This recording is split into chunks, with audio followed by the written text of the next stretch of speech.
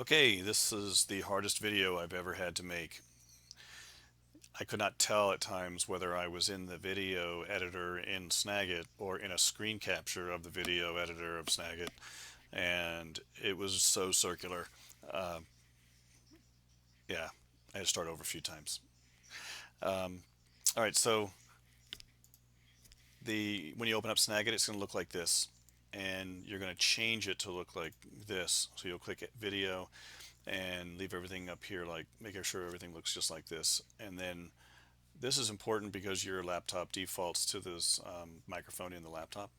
If you're using a headset like I am, you're going to have to plug it in, have it recognize it, and then Snagit will then show it in a pull down list and you can choose it. And if you log out and then come back, and to unplug it, unplug your mic, you might have to go through that whole process again. I ran into several cases like that where I made a video and it sounded like junk, and it's because I didn't realize that it defaulted to the microphone in my laptop, and I keep the screen down, so it sounded like I was talking under my pillow. All right, so then once you're in the video, you make a video, you won't see this blue square. This is at the end, but you will see like all of this, the red button here. Don't worry about that. That's like you taking a picture of yourself while you're talking. You don't do that.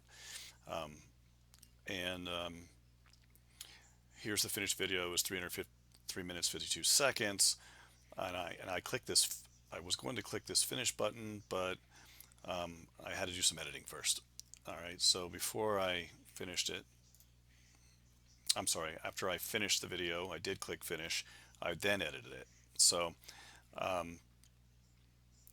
there's an ending part here. This is the beginning. When you start editing, you see the beginning of the video, and then you can listen to it. And if you find things you want to edit out, you can do that with this slider here. And that looks like this. I'm doing it at the end of the video because when I finished this video, I couldn't find where to turn it off. The little control ribbon had gone away, and so I fumbled around for a minute until I found it. Obviously, I did find it, but it took me a minute, and that minute is this blue part right here that I chopped out. But let's say you get interrupted by your kid or your dog or whatever phone call. You can hit pause and come back, or if you're being distracted just for a few minutes and you have some and it's captured in your video, when you're all done, just keep on making your video. When you're all done, you can go back and clip it out. Okay, it's easy to do.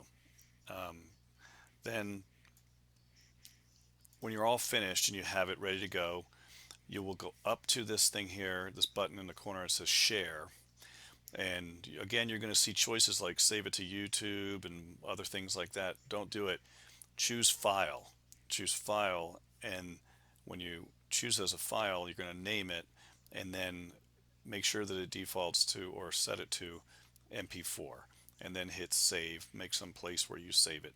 This is a file that you can send to me, or you can post it in Blackboard and embed it into the lesson right there, or you could put it in Google Classroom, I think. Well, but I think Blackboard's probably the easiest place, and you don't have to worry about sending a big file to me. Okay, so that's how you do it.